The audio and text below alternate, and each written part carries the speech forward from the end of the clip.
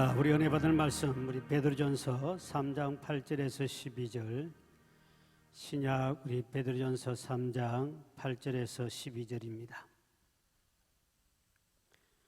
신약 성경 베드로전서 3장 8절에서 12절, 우리 교독할게요. 제가 안 읽고 여러분이 앉고 마지막 절 같이 읽읍시다.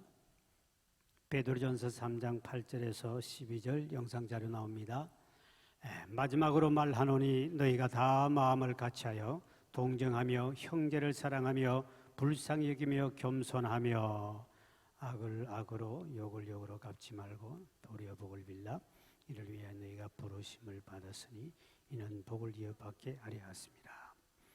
그러므로 생명을 사랑하고 좋은 날 보기를 원하는 자는 혀를 금하여 악한 말을 거치며 그 입술로 거짓을 말하지 말고 악에서 떠나 선을 향하고 화평을 구하고. 다 같이요. 주의 눈은 의인을 향하시고 그의 귀는 의인의 간구에 기울이시되 주의 얼굴은 악행하는 자들을 대하셨느니라 하였느니라. 아멘. 또 만나서 반갑습니다. 우리 옆 사람 인사할까요? 또 만나서 반갑습니다. 할렐루야. 예, 오늘도 우리 수요 저녁 예배에 오신 여러분 감사합니다. 우리 지난 시간에 우리 이어가지고 우리 베드로전서 오늘 3장 8절부터 보는데요. 지난 시간에는 앞으로 그 당시의 교우들이 앞으로 당할 고난, 많은 핍박과 고난이 찾아올 것인데 로마의 대화재 사건을 통해 많은 그리스도인들이 누명을 쓰고 핍박을 받게 될 것인데 이런 고난과 역경이 올 때 어떻게 되는가? 그때는 아내들은 남편에게 순복하고 그리고 남편들은 지식을 따라 아내를 사랑하며 사환들아 종들아 너는 주인을 잘 공경하라 하면서 종과 아내와 남편 각각 거기에다가 그 중요한 사람들에게 이야기한 것은 고난이 올수록 부부가 더 하나 돼야 되고요. 또 주인과 종도 하나 돼야 되지. 고난이 올 때 부부간에 헤어질 수 있고 어려움을 당할 수 있기 때문에 어떤 고난이든 간에 외부의 고난이 오면 올수록 더 단합되는, 초대교회가 외부의 핍박이 올수록 교인은 더 단합됐어요. 그렇듯이 가정도 마찬가지고 그 고난을 대비하려면 서로 마음을 같이 해야 된다. 이제 그 이야기를 했고요. 오늘은 이제 우리 3장 8절에 보면 더 중요한 이야기를 이렇게 하죠. 3장 8절을 띄워볼래요?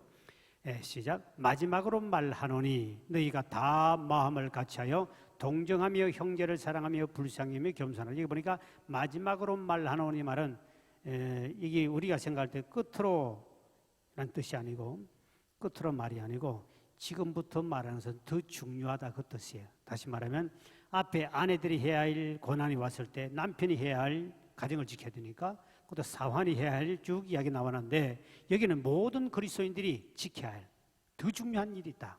이것이 뭔가? 그 첫째가 오늘 본문에 보니까 너희가 다 마음을 같이 하라 그랬습니다. 이 마음을 같이 한다는 참 어려워요. 왜냐하면 부부간에도 마음을 하나 되기 참 어렵고요. 또 특히 교인들 간에 어떻게 이 마음을 하나 되게 할 수 있을까? 교인들이 마음을 같이 한다는 참 어려워요. 부부도 하나 되기 어려운데 어떻게 마음을 하나 될 수 있을까? 그러니까 교회라는 공동체에서 이 한마음 갖는 초대 교인들은 마음을 같이하여 전혀 기도에 힘썼다. 마음을 같이하여는 말을 자주 씁니다. 마음을 같이하는 그 교회는 성령이 임했고 놀라운 하나님 역사와 축복이 있었어요. 그러니까 아무리 밖에 핍박과 고난과 여러 가지 어려움이 온다 할지라도 가족들은 가족이 마음이 하나 되고 민족은 민족이 마음이 하나 되고 교회는 교회의 마음이 하나 될 때 그 속에 역사가 나타나는 거죠. 이게 내로 힘이 생기는데 그래서 이게 보니까 교우들 모든 믿음의 형제들이 같은 교회의 마음을 한 마음 가져라. 어떻게 한 마음 가질 수 있을까? 그러기 위해서는 우리 마음이 상대방을 수용하는 마음들을 넓은 마음을 가져야 됩니다. 상대방을 수용하는 마음. 다시 말하면 어떤 사람이든 간에 그 말을 받아들이고 어떤 형편이든 그 사람을 내가 일단 받아주는. 여러분 바다가 왜 좋죠? 모든 걸 받아들인다고 바다잖아요. 모든 걸 받아들인다. 용정리에서는 더러운 물도 받아주고요. 저쪽에 수원소는 물도 받아주고 온 더러운 물 다 받아주니까 바다가 돼가지고 그 바다는 더 큰 고기가 있고 더 맑고 더 큰 물을 형성하고 있죠. 바다가 크지요. 그러니까 모든 걸 받아들이는 받아들이는 넓은 이런 마음을 가진 사람들이 서로가 마음을 넓혀야 되는데, 잘못하면 교회 안에 보면, 바깥엔 더하지만 교회 안에 보면 참 이기적인 사람 많습니다. 이거를 뱅댕이 속보다 좁으니까, 뱅댕이 아시죠? 뱅댕이 저 강화도 가면 뱅댕이 회가 많은데, 뱅댕이는 속이 없어요. 미꾸라지도 좀 굵거든요. 근데 이게 건드리면 죽어버려요. 왜 건드려? 하고 자기에게 성깔나가고 해딱 뒤집어 죽어버려요. 그래서 뱅댕이를 살아있는 걸 부모에게 보여주는 건 최고 효도라 그러거든요. 그만큼 뱅댕이 어려워요. 뱅댕이는 속이 없단 말은 속이 좁아가지고 성질이 개떡 같아가 건드리면 그 지 바람 지가 죽어버리는 거예요. 그렇기 때문에 이 교회 안도 보면 조금만 자기의 자존심이나 자기 어떤 인격이나 자기의 조금 폐지면 그걸 못 견디가 그냥 막 빠르르 하고 그냥 공격하는 사람. 이거는 뱅댕이 속보다 좁은 인간들이. 이 그리스도인들이 마음이 넓어져야 되는데, 근데 그게 자꾸 좁아지는 사람이 있어요. 예수 믿으면서. 잘못된 사람들이죠. 그래서 같은 마음을 가지고 하려고 그러면 내 마음이 안 들지만 그 사람 받아줘야 되는데 받아주기가 너무 어렵단 말이죠.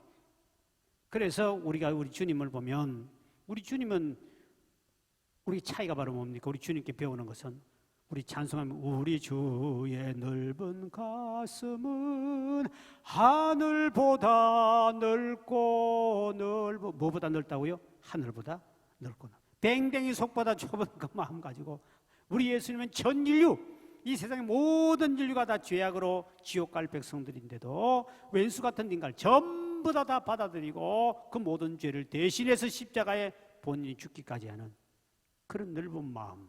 그래서 교회는 이런 넓은 마음을 가진 사람이 교회만 해요. 그래서 빌립보서 2장 5절에 보니까 너희 안에 이 마음을 품으라 곧 그리스도 예수의 마음이니.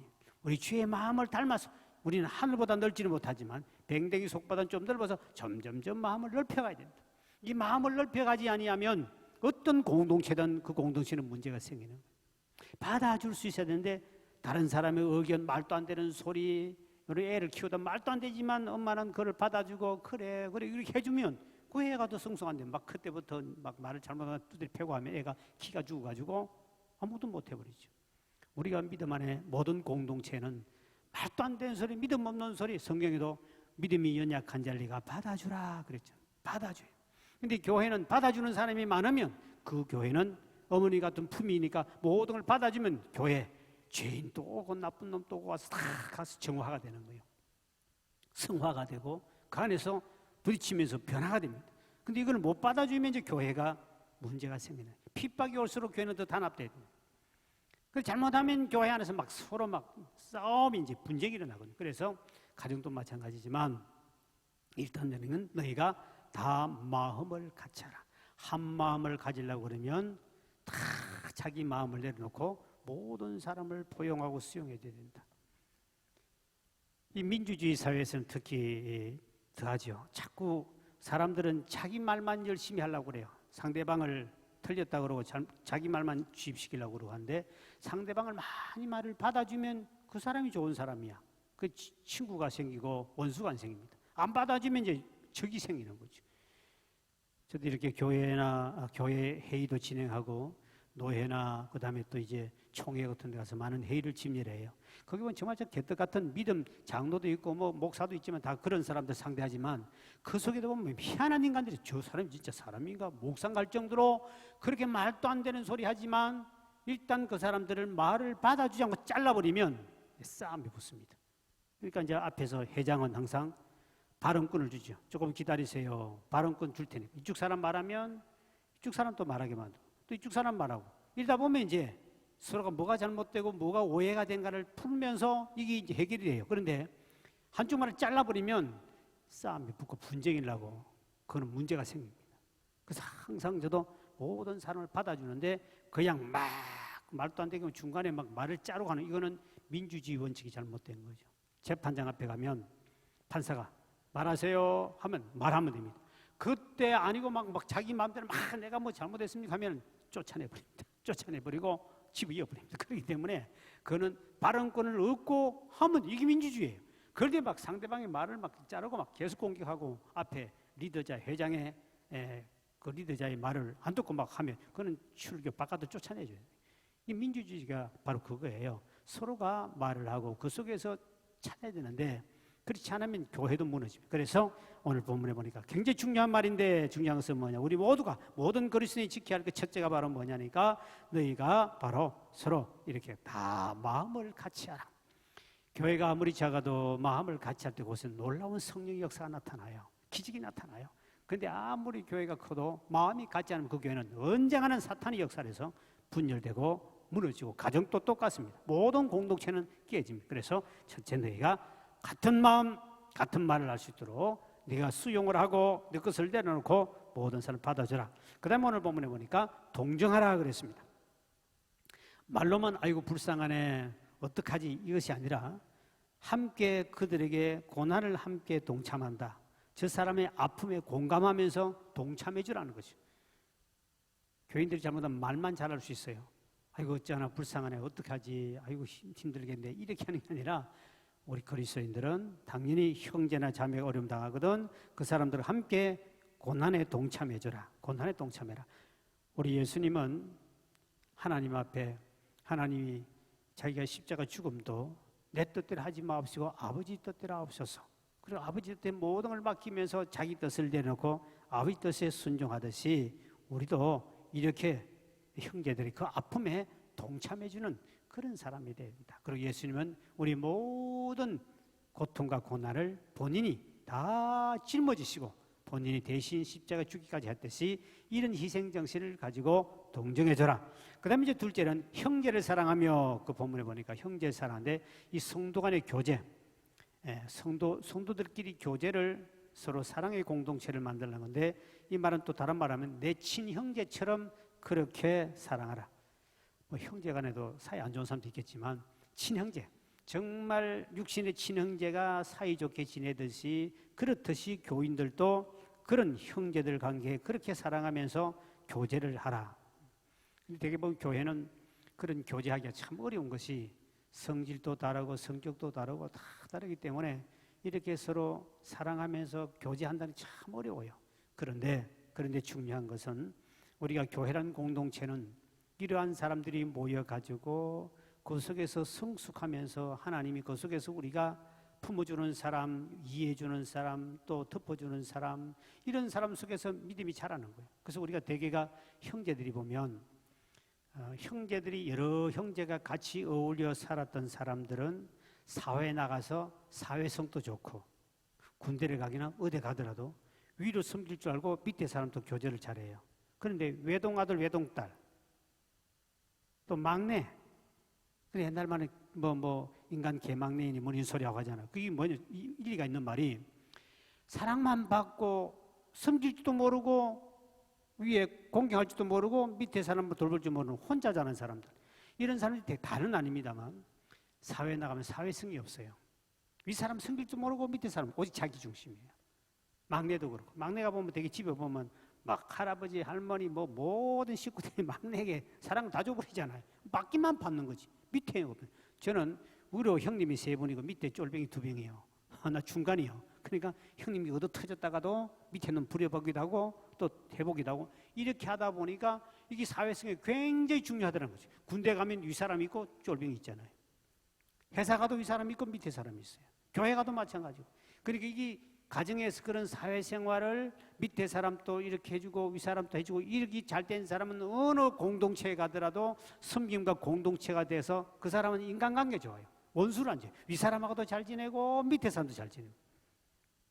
저는 그래서 중간에 참 감사하게 내가 막내를 태어났기나 큰아들 태어났으면 안 좋을 건데 중간에 태어나서 참 감사하던 것은 어디 가도 나는 사람들은 그렇게 미움을 받잖아요. 윗사람에게도 미움 안 받고 밑에 사람도 미움 안 받고. 왜? 나는 그 인간관계에 대해서는 절대로 적을 안 두니까. 그게 굉장히 좋죠. 그런 사람 아닌서 그 사람 보통 막 자기 고집을 세우고 뭐 어디 가도 공동 자기 혼자 막 그냥 하는 이런 사람들은 항상 공동체를 깨트리고 특히 교회는 그런 사람이 있으면 안 된다. 그 다음에 오늘 본문에 보니까 불쌍히 여기라 그랬습니다. 다시 말해 우리 예수님께서 우리를 보시고 긍휼히 여겨 불쌍히 여기듯이 하나님 우리를 불쌍히 여기듯이 남의 고통을 나의 고통을 알고 그들의 고통 참여하면서 도와주면서 그들을 교우들이 어려움 당할 때 불쌍히 여기는 마음을 가져야 된다. 또 하나는 겸손하라 그랬습니다. 여기 겸손은 예수님의 성품을 말하는데 예수님은 하나님이셨어요. 창조주 하나님, 우주 만물을 만드신 하나님인데 이 땅의 본이 얼마나 겸손했으면 인간의 몸을 입고 태어났을까? 하나님인데도 인간의 몸, 이거는 말도 안 되는 거죠. 하나님이 인간의 몸을 입고 태어나가지고 거기에다가 제자들의 발까지 씻어주는 종들이 하는 아주 낮아지면서 그들을 섬겼던 예수님, 그 모습을 우리가 배워야 된다. 그래서 우리 예수님도 마태복음 11장 29절에 보니까 나는 마음이 온유하고 겸손하니 나의 멍에를 메고 내게 와서 배우라. 예수님의 겸손을 배워야 되는데 교인들 중에도 보면 조금만 못하면 교만하기가 너무 쉬워요. 너무 교만하기 쉽죠. 왜? 겸손하기 너무 어렵습니다.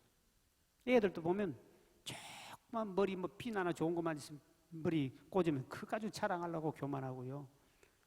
집사람도 보면 훅가시 조금만 잘나고도 그냥 고개 뻗쩍 들고 교회 와서 막 그냥 교만하려고 그러고요. 조금 화장빨만 잘 받아도 교만하고요. 자식이 좀 잘 때도 자식 자랑도 교만하고요. 교만한 순간순간에 올라옵니다. 겸손하기가 진짜 어렵습니다. 그런데 겸손한 자에게 하나님은 은혜를 베풀어 주시고 교만한 자는 대적한다. 정말 이거는 철저하게 훈련돼야 돼요. 돈 조금 가지면 돈 있다고 교만하고요. 가방끈 좀 길면 공부 좀 잘한다고 또 교만하고요.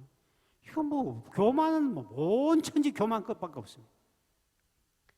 이 동네 옛날에 오메가 감리교회에 있었어요. 제가 개척 당시에.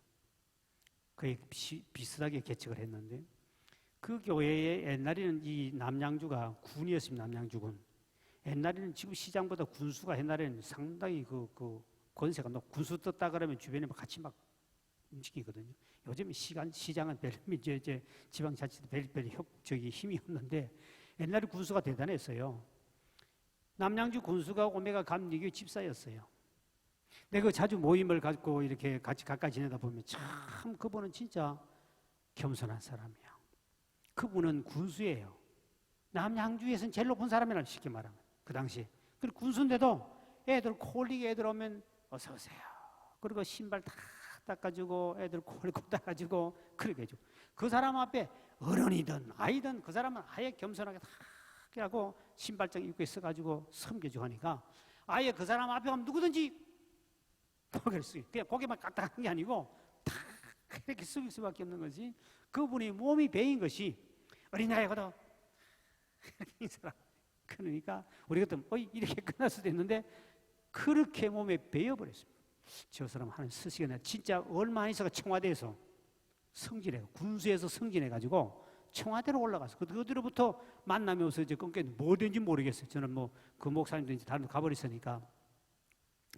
겸손한 자는 반드시 하나님이 은혜를 주시고 교만한 자는 하나님이 대적하신다. 특히 우리는 어떻든 우리 믿음의 사람들은 예수님도 그렇게 겸손하셨는데 뭘 우리가 교만할 게 있느냐. 참 조금만 가면 교만해요. 나이 많으면 나이 많다고 젊은 사람 무시하고 교만하고요. 교만이라는 것이 구석구석이 우리를 자꾸 부추겨요. 이걸 참 우리가 평소에 우리 겸손하는 훈련이 되지 경건의 연습이 안 되면 하나님 앞에 은혜도 못 받고 교회는 그 교만한 사람 때문에 교회는 시끄럽고 하나님 공동체가 무너지기 때문에 교만하지 말고 겸손하라. 그 다음에 이제 3장 9절의 말씀이죠. 3장 9절에 이렇게 시작. 악을 악으로 욕을 욕으로 갚지 말고 도리어 복을 빌라. 이를 위하여 너희가 부르심을 받았으니 이는 복을 이어받게 하려 하십니다. 여기 보니까 악을 악으로 욕을 욕으로 갚지 말고 오히려 축복해 주라 그랬습니다. 하나님께 복을 받고 싶거든 모든 사람, 모든 믿음의 형제들에게 자매들에게 원수라도 복수하지 말고 복을 빌어주라 그랬습니다. 이 하나님은 복을 주시는 분이고요. 우리는 복을 빌어주는 사람, 축복이라고 그래요. 한문으로 빌축자거든요. 빌축자. 근데 우리가 자꾸 말을 좀 잘못 쓰고 있죠. 하나님이여 축복해 주시옵소서. 사실 하나님이 축복하는 사람은 하나님 복 주는 분이에요.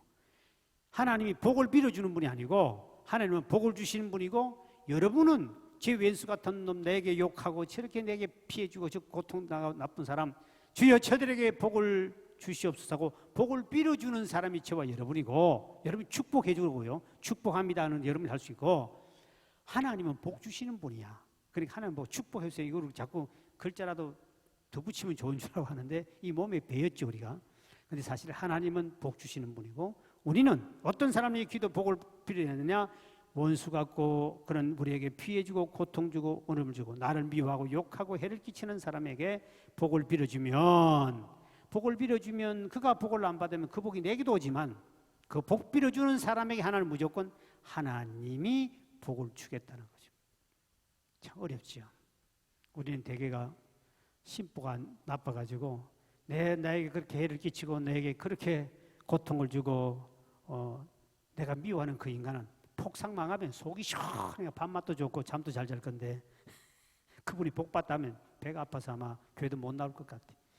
우리 심보가 이 죄성이 있어가지고 상대방을 축복을 빌어주라 그래야 되는데 아니 저 왼수가 빨리 죽든지 복상 망해야 좋은데 복까지 빌어주라니까 이제 이 뚜껑이 열리는 거지. 못 견디는 거죠. 그리고 우리가 인격이 우리 그만큼 성숙하지 못하는 것이죠. 성경대로 살기 싫다는 거죠. 그 말은 하나님이 주는 복은 싫고 하나님에게 복 안 줘도 저 인간만 망하게 달라는 아주 우리가 거듭나지 못한 그런 마음 심부가 있다는 거죠. 그래서 우리의 하나님 앞에 우리가 나를 미워하고 내게 고통 주고 어려움 주는 사람을 위해서 네가 복을 빌어주면 반드시 하나님은 복 빌어준 너에게 하나님이 주겠다 그래. 복 주겠다는데도 우리 모든 선지자들 다 그렇게 해서 복 받았다는 거예요. 마태복음에 예수님 친히 말씀하셨죠. 나를 인하여 핍박을 받고 거짓인 너희 거스려 모든 악한 말을 할 때는 너희에게 복이 있나니 기뻐하고 즐거워라 하늘에서 상이 큼이라 너희 전에 선지자들도 핍박을 받았느니라. 내게 악한 말을 하고 내게 욕하는 자를 위해서 빌면 너희에게 복이 있다. 네가 바로 그거를 통해 네게 상급이 하늘에 쌓인다. 이렇게 성경은 말하지만 우리는 아이고 주여 성경은 그래도 아이고 나는 내 고집대로 내 성질 살아야지 더러워서 어떻게 삽니까? 그러면 여러분 하나님 주신 복은 못 받는다. 성경이 그렇게 가르치죠. 그래서 예수님이 친히 교훈한 말씀을 들어봅시다. 마태복음 5장 38절에서 44절 이렇게 말씀 시작. 또 눈은 눈으로 이는 이로 갚으라 하였다는 것을 너희가 들었으나 그러나 나는 너희에게 이르노니 악한 자를 대적하지 말라. 누구든지 내 오른뺨을 치거든 왼뺨도 돌려대며 또 너를 고발하여 속옷을 가지고 오자 하는 자에게 겉옷까지 가지게 하며 또 누구든지 너를 억지로 오리를 가게 하거든 너 그 사람과 심리를 동행하고 내게 구하는 자에게 주며 내게 꾸고자 하는 자에게 거절하지 말라. 또 내 이웃을 사랑하고 내 원수를 미워하라 하였다는 것을 너희가 들었으나 나는 너희에게 이르노니 너희 원수를 사랑하며 너희 박해하는 자를 위하여 뭐하라? 축복 기도해주라. 예수님은 한 가지 더 붙였습니다. 뭐라 했냐? 그 못된 인간이 찾아와가지고 내게 엄청난 보기도 싫고 얼굴만 봐도 밤맛 떨어진 인간이 야 나 지금 이제 밤에 저 그때 가야 돼 무서워서 못 가겠다. 그 오리만 좀 같이 가주면 오리만 좀 같이 가주자. 이런 인간이 찾아왔을 때 어떻게 하겠냐? 그 사람에게 오리가 뭐냐? 심리까지 내가 가줄구만. 여러분 그 인간 보기도 싫은 인간하고 가기도 싫은데도 성경 뭐라고 그랬어요? 주님은 오리만 아니라 배 이상 더 가져라는 이거 되겠냐는 거예요. 아마 이 정도 되면 예수님 많이 닮은 사람 예수기예요. 정말로 그게 어려운데 주님은 그랬습니다. 인도 와가지고 속옷 달라는 인간이 있느냐? 그러거든. 아주 믿는 인간, 내게 엄청난 피해를 주고 못된 인간이 찾아와서 진짜 보면 밥맛 떨어지고 보기도 싫고 그런 인간이 찾아오더니 속옷을 하나 달래. 미워 죽겠는데 발길 차버려야 되는데 그러거든. 겉옷까지 벗어서 더 가져가라. 이렇게 하는 사람들은 봤습니까? 여러분 그렇게 될 것 같아요. 그러니까 여러분이 하나님께 복 받기는 지금 이제 상당히 멀다는 거예요. 좋은 사람 사이에 아니 속옷 달라면 그것도 다 주고 다지지. 그러나 그렇게 미워하고 나에게 피해를 주고 왼수 같은 인간, 보기도 싫고 밥맛 떨어지는 인간이 와가지고 그렇게 해서 그렇게 할 수 있느냐는 거지. 그래서 그들을 위해서 축복해도 해주라. 더 주라. 이게 주님은 한 수 더 해가 더 주라는 거예요. 더. 이게 그러면 하나님 우리에게 복을 주겠다는 거예요. 바울은 보십시오. 사도 바울 예수 믿고 거듭난 사람 바울은 뭐라고 했는가? 로마서 12장 17절에서 21절까지 바울은 이렇게 말합니다. 아무에게도 악을 악으로 갚지 말고 모든 사람 앞에서 선한 일을 도모하라. 할 수 있거든 너희로서는 모든 사람과 더불어 화목하라. 내 사랑하는 자들아 너희가 친히 원수를 갚지 말고 하나님이 진노하심에 맡기라. 기록되었으되 원수 갚는 것이 내게 있으니 내가 갚으리라 하고 주께서 말씀하시니라. 내 원수가 줄이거든 먹여주고 목마르든 마시게 하라. 그리함으로 내가 숯불을 그 머리에 쌓아 놓으리라. 악에게 지지 말고 무엇을 이기라고요? 선으로 악을 이겨라. 바울도 주님과 다르지만 말은 다르지만 이야기하는 것이 뭐냐? 바울도 우리나라 말에 미운 자식 뭐 밥도 주라고 미운 밥 떡도 주란 말이 있듯이 미운 사람 원수 같은 사람 원수를 갚으려고 그러지만 하는 게 맡기되 그가 목이 말라 지금 다 죽어가거든. 잘 됐다. 너 그것도 죽어버리라 하지 말고 물을 비싼 삼다수가 비쌉니까? 그걸 해가지고 비싼 걸 사다가 먹여주고 배고파 굶주려서 죽어간다. 아이고 잘 됐다. 이번 기회에 굶어 죽어버려. 그렇게 하지 말고 네가 따끈따끈한 밥을 해가지고 밥상을 차려주라는 거예요. 이것까지 하는 사람 여러분 구경했습니까? 그렇게 하는 것 성경에 가르치지만 우리가 아직 한참 못 따라가잖아요. 그러니까 우리가 주님이 주신 복을 못 받는 거죠.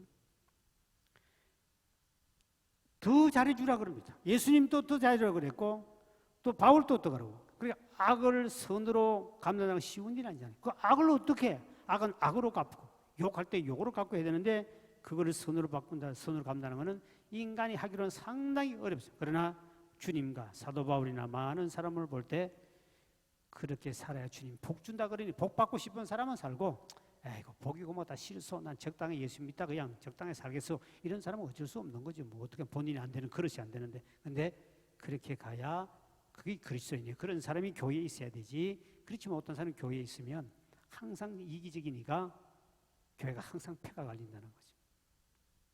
그러니까 어떻든 서로 간에 복수하지 말라는 거죠. 복수. 사람은 가까운 사람에게도 좀 친한 사람도 복수하려고 그러잖아요. 어떤 할머니, 할아버지가 공원에 산책을 나갔다가 할머니가 다리가 관절이 안 좋아가지고 영감 좀 업어줘야 되겠어. 그러니까 다리 못 걷겠어. 그러니 영감이 할 수 없이 업어줬대. 업어주고 가니까 미안해서 영감 내가 무겁지. 그랬더니 당근이지. 당신 머리가 보니 돌대가리가 되게 무겁네. 엉덩이는 왜 이렇게 커? 그러고 막 계속 신체적인 막 이야기를 하니까 기분이 되게 상하겠지요. 할머니 왜 그냥 업어주지 뭘 또 신체에 대한 비난하냐고. 언제 두고 보자네. 이제 원수는 갚겠다. 그래서 진짜 어느 날 원수 갚으려고 그래서 길 가다가 영감님 다리 삐끗하게 해가지고 이제는 할머니에게 부축을 받고 업혀가야 할 그런 시세가 되었어. 그래서 딱 업혀가면서 영감이 전에 아내에게 말 한마디 잘못해서 서로 싸움이 붙었듯이 여보 무겁지? 그럼 틀림없이 당신도 돌대가리고면 이렇게 나올 것 같아가지고 머리를 쓰고쓰고해서 영감이 여보 나는 가볍지 그랬다고 그럽니다. 그랬더니 할머니 하는 말에 당근이지 당신은 머리가 텅 비었으니까 가볍네. 호주머니 텅 비었고 가슴에 허파에 바람만 풍 들어갔구나. 그래 할머니가 복수했다는 슬픈 전설 같은 이야기.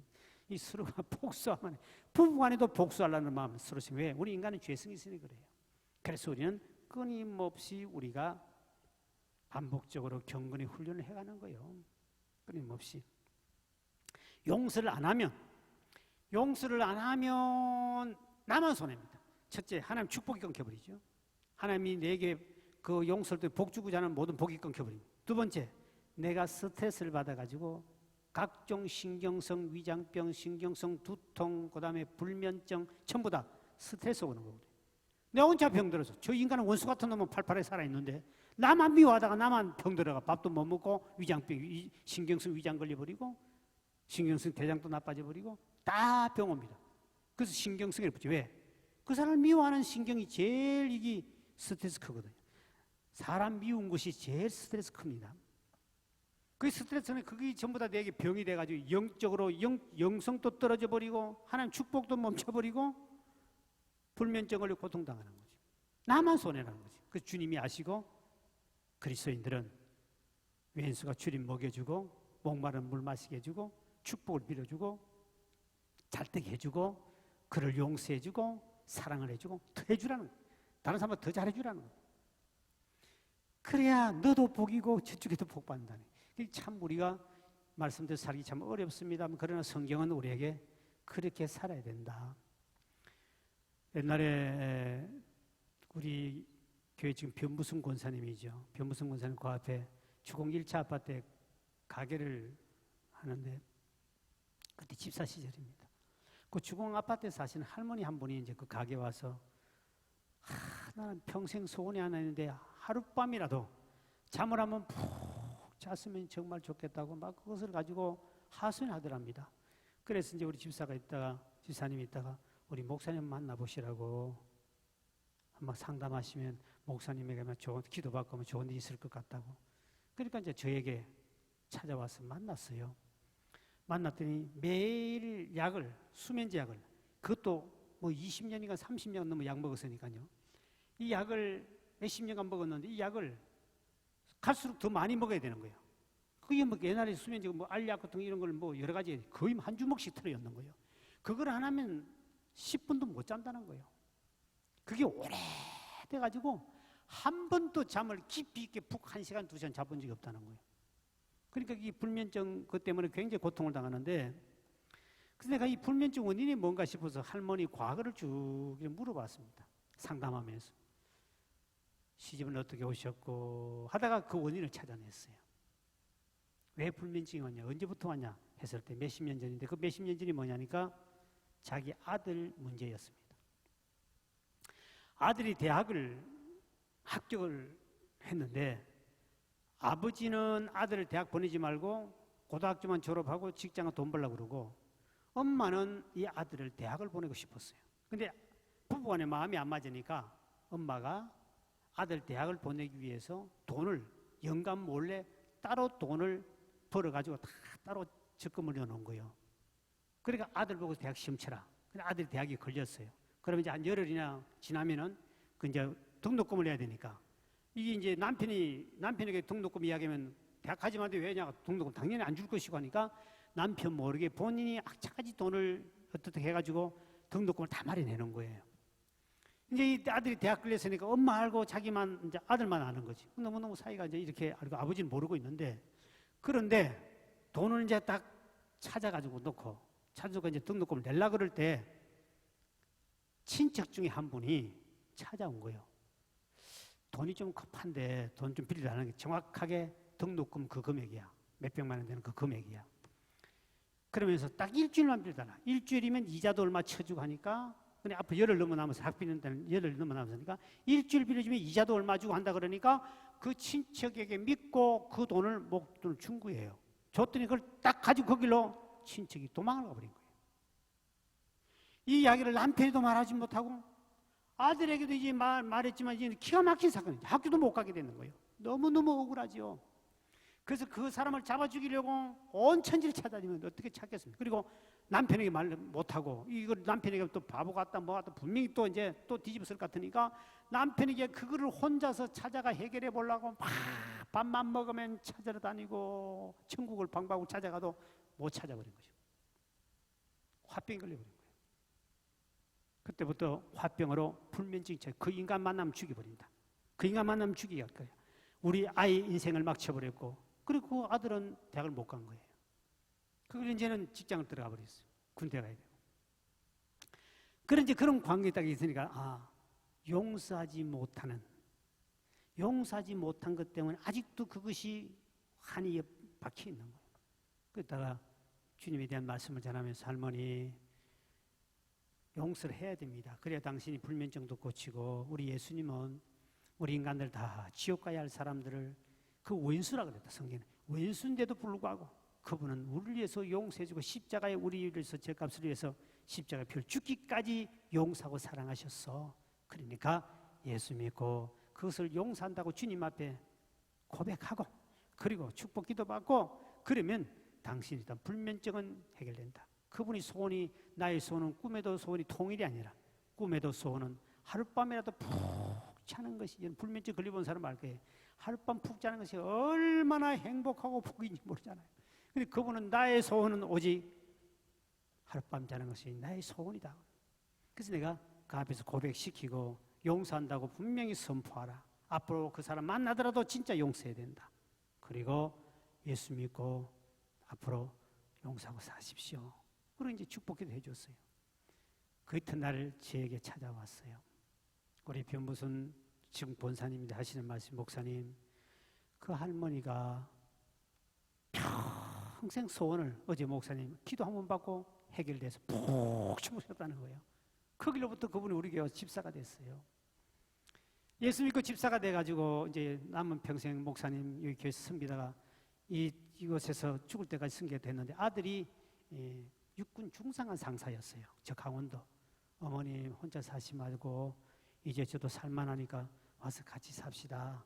아들이 오라니까 어쩔 수 없이 이제 주공 아파트로 2차 사시다가 이제 강원도로 가셨어요. 그대로 저는 이제 연락 못 받았었는지 어떻게 모르죠. 그때 그분이 불면증이 어디서 왔느냐? 용서하지 못한 것 때문에 본인이 병들고 돈 먹은 놈은 잘 산지 못 산지 모르지만 두 다리 뻗고 자는데 얘는 다리도 못 뻗고 자고 불안해 사는 거예요. 이 용서라는 것은 첫째 용서하는 사람 우리가 복 받는 거예요. 그래서 하나님이 우리에게 복 주기 위해서. 마태복음 18장에 보면 베드로가 주님께 이런 질문합니다. 주님, 형제가 예수 믿는 사람이 내게 죄를 범하면 몇 번 용서해 줄까요? 7번까지 해줄까요? 그랬습니다. 7번까지 해줘야 됩니까? 그랬더니 주님이 7번을 70번씩까지 하라 그랬습니다. 베드로는 7번까지 내가 예수님 수제자인데 내인데 잘못된 사람을 7번까지는 용서하지만 이런 인간이 되겠냐? 나는 그 정도의 넓은 마음을 가졌다 하고 주님께 칭찬받으려고 주님, 내게 잘못한 사람을 몇 번까지 보통 사람 한 번만 3번, 3번 용서해야지. 자기는 그에서 무한수 7번까지 내가 용서해 주려고 합니다. 하면 칭찬받을 줄 알았는데 칭찬 아니고 7번씩 70번씩이라도 해줘야 돼. 용서는 무조건 해줘야 할 이야기지 안 해주면 네가 손해라는 거죠. 또 용서를 하면 그만큼 너에게도 복이 오고 그것은 너는 용서해줄 의무가 있지 네가 그걸 권한을 할 권한이 있는 게 아니라 용서할 의무가 있다는 거죠.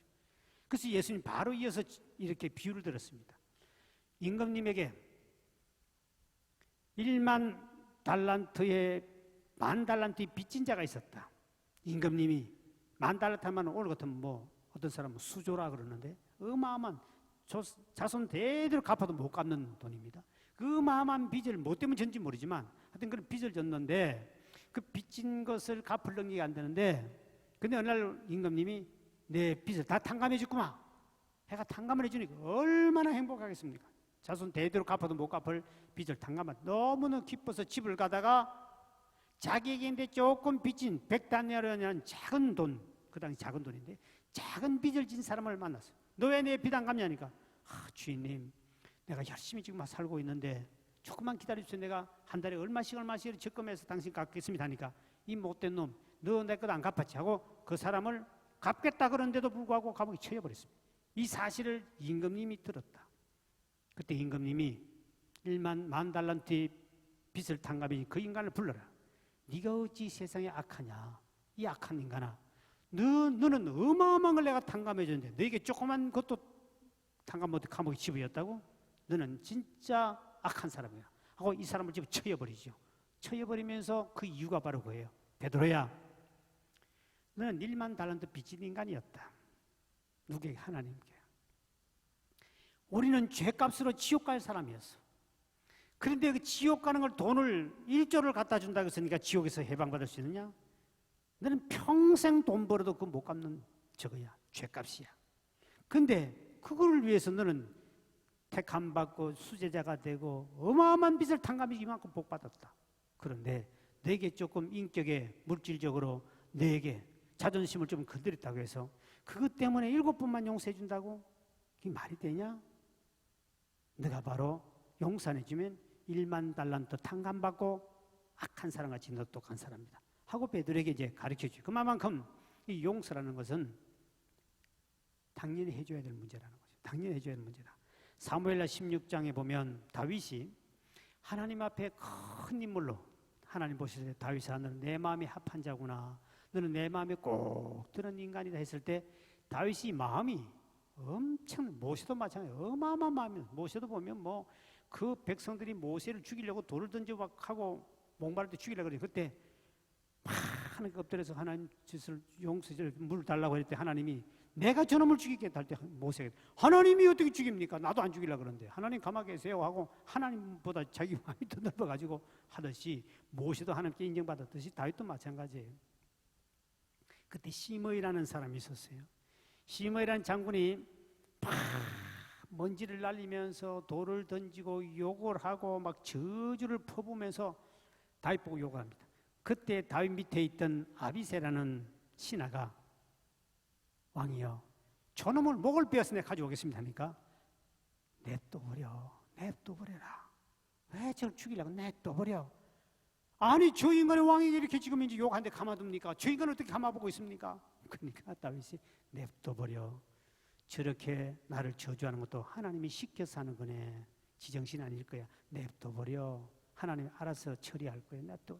근데 밑에 신하들이 칼 가지고 당장 가서 앞에가 칠 수 있어요. 그런데도 욕을 먹는 다윗이 냅둬버려. 그런데도 밑에는 신하들이 열받아가 못 견디게 하고 그렇게 신하들하고 다윗하고 마음의 그릇이 하나가 땅 차이죠. 그는 막 못 참는데 본인이 당사년 참는데 왜 못 참냐는 거지. 성경에 봅시다. 사무엘 16장 11절에 이렇게 말합니다. 시작. 또 다윗이 아비새와 모든 신하들이 이르되 내 몸에서는 아들도 내 생명을 헤아려 하거든 하물며 이 베냐민 사람이라 여호와께서 그에게 명령하신 것이니 그가 저주하게 버려두라. 냅둬버리라.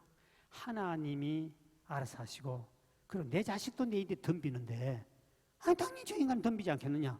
내 자식도 내게 덤비고 하는데 저런 사람 당연히 시기도 있고 질투도 있고 덤비는 그 당연하다. 냅둬버리라. 하나님이 다 알고 계신다. 그리고 난 다음에 보십시오. 하나님이 어떻게 갚아주느냐. 그 다음에 12절에 이렇게 말합니다. 혹시 여호와께서 나의 원통함을 감찰하시리니 오늘 그 저주 때문에 여호와께서 선으로 내게 갚아주시리라고. 하나님 앞에 나는 하나님을 맡기고 하나님을 의지하고 믿음으로만 나가면 저 인간이 어떤 욕을 하든 뭘 하든 간에 냅둬버리면 하나님이 이거를 선으로 바꿔서 내게 복을 갖다 준다는 거죠. 여러분 우리가 참고 용서하고 나가면 하나님 내게 복을 주는 거예요. 그 여러분의 그릇이 앞에서 말이죠. 마음이 넓어지니까 마음 넓은 만큼 하나님 여러분에게 복을 부어줘요. 그게 그릇이라고 그래요. 기도 잘한다고 찬양 잘한다고 그게 그릇이 큰 게 아니고 내가 모든 사람을 수용하는 그 마음 그릇. 이건 옛날에 조영기 목사님이 그런 말을 했어요. 막 그런 때까지 조영기 목사님 교회에 막 사람들이 몰려왔어요. 못된 인간 거지도 찾아오고 막 처음보다 막 교회에서 문제 일으킨 놈들 다 찾아왔어요. 근데 조영기 목사님은 다 받아서 세계적인 교회를 이뤘습니다. 그때 목회자 세미나 와서 그분이 그런 말을 하더라고요.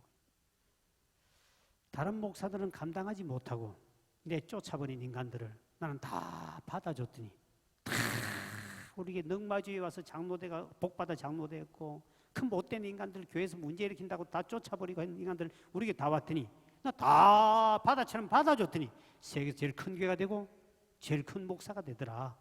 뱅댕이 속주보다 좁은 목사들은 지그릇이 그밖에 안 돼. 속볼 보면 목사의 그릇을 할 수 있다. 그래서부터 나도 받아들이는 바다 같은 마음 가져야 되겠다.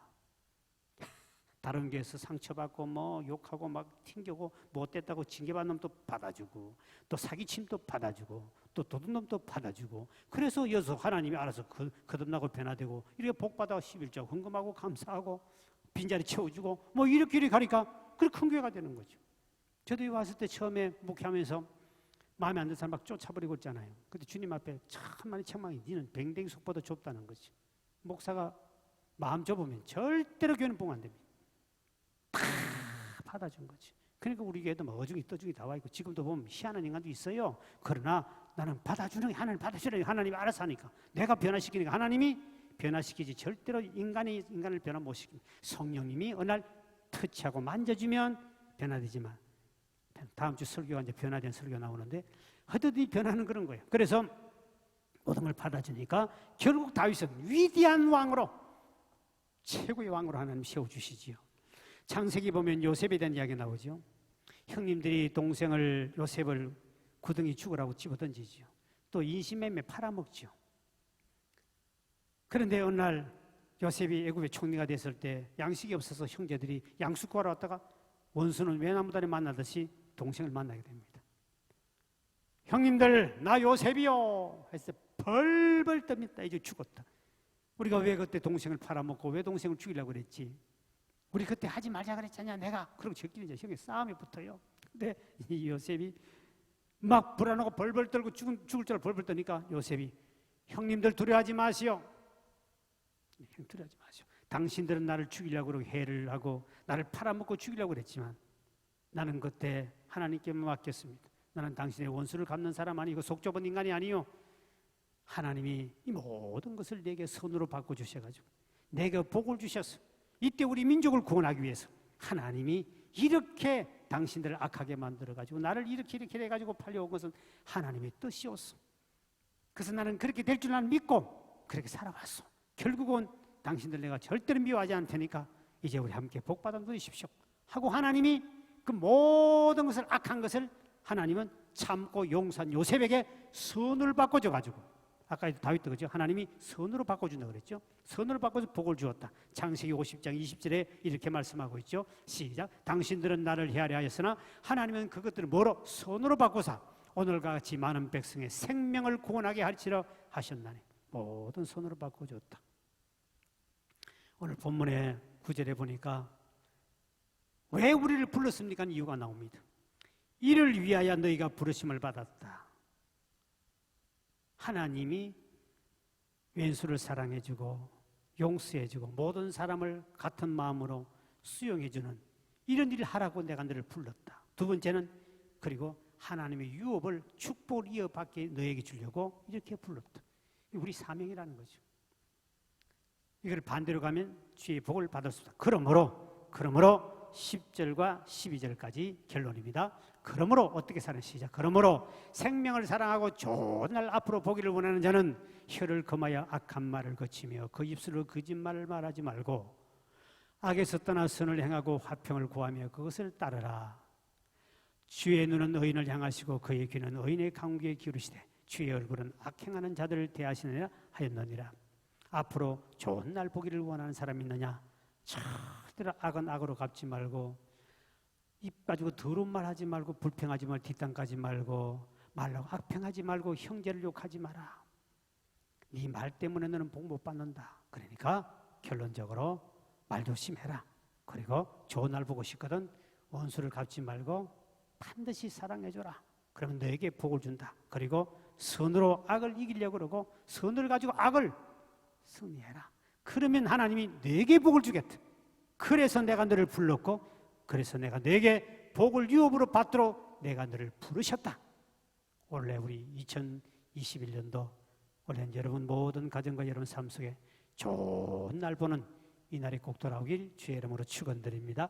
하나님 감사합니다. 이 시간도 주님 앞에 손제물 드립니다. 또 11제물 드렸습니다. 주여 드린 손길을 기억하시고 소원도 응답받게 도와주시며 이 땅에 사는 동안 올해는 반드시 더 물질에 많은 복받게 도와주셔서 올해는 좋은 일 많이 보시도록 은총을 베풀어 주옵소서. 앞으로 좋은 날 보기를 원하는 자는 말 조심하라고 그랬고 더러운 말 악한 말 욕을 하지 말라고 그랬으며 아버지 하나님 앞에 악을 선으로 악을 이기라고 말씀하신 아버지 하나님 반드시 우리가 이와 같은 말씀들의 순종을 통하여 우리 모든 교우들이 앞길에 올해는 반드시 좋은 날 보는 날이 될 수 있도록 은총을 베풀어 주옵소서. 예수의 이름으로 간절히 축복하며 기도하옵나이다. 아멘.